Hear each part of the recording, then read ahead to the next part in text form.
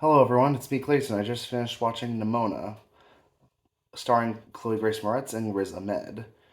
Now, ND Stevenson, someone who worked on the new She-Ra series that was absolutely uh, savaged several times over by a mongrel idiot named The Quartering, has done some other works, such as this graphic novel known as Nimona, that was turned into this animated film on Netflix.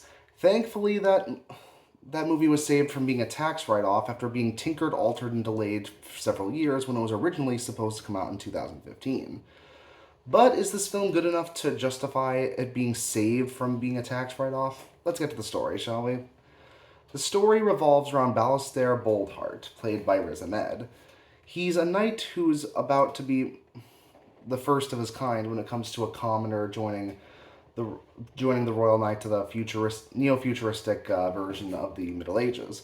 But when he's framed for the murder of the Queen, when really he was set up, he ends up coming across this anarchic shapeshifter, played by Chloe Grace Moretz, named Nimona, and she offers to be his sidekick, while she also helps him escape from prison.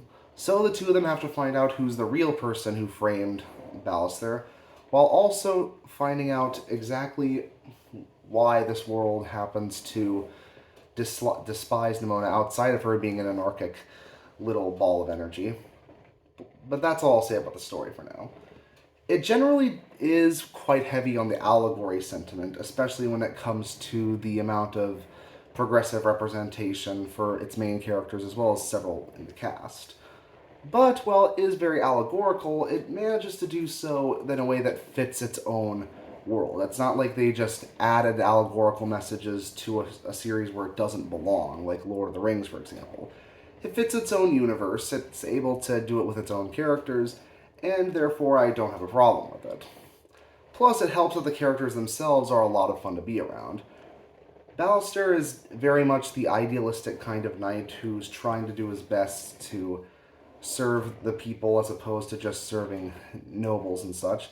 But he also has a hard time getting used to Nimona's own anarchic energy. And Nimona is just a ton of fun. A lot of that is due to Chloe Grace Moretz, who, as seen with Hit Girl and Kick-Ass, she's been capable of playing characters who are bundles of chaos throughout.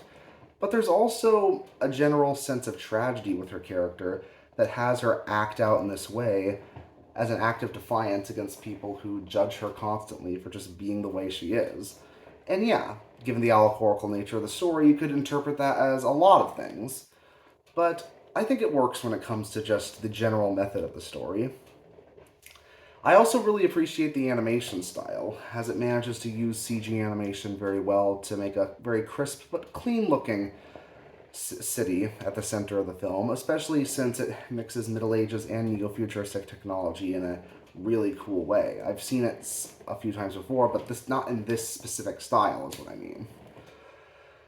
On top of that, the climax has some really good animation for when it comes to citywide destruction and when it comes to some of the film's plot twists, which can catch you a little bit off guard, even if you can see a few of them coming as well.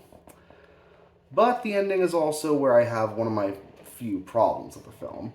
It really feels like that one of the characters is going to sacrifice everything at one point, but there's a bit of the ending that makes it seem like that sacrifice wasn't really used to its fullest. Like they copped out at the very last second, is what I mean.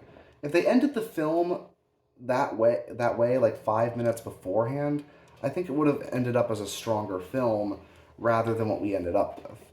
But it doesn't ruin the whole film, and honestly, I'm just thinking of what I would do for the ending as opposed to the person who wrote the story.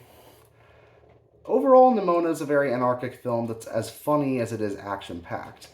And I'm glad that filmmakers are allowed to keep doing what they set their minds out to do without feeling the need to be bullied by internet mobs to just do what they like or have their careers completely destroyed.